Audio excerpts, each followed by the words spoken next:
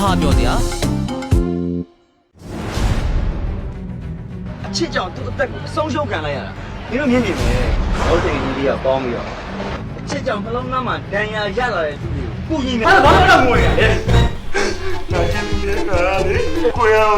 ပြောနေပြီကွာ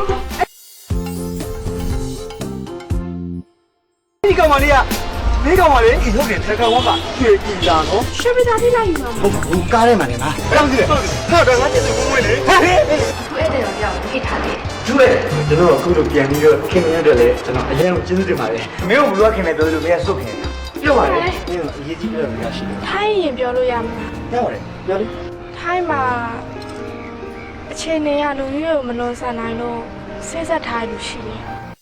အပတ်စဉ်တနင်္လာနေ့တိုင်းည8:00 နာရီမဟာ TV Channel မှာစောင့်မျှော်ကြည့်ရှုပေးကြဖို့သတင်းကောင်းလေးပါလိုက်ပါရစေခင်ဗျာမဟာပြောစရာ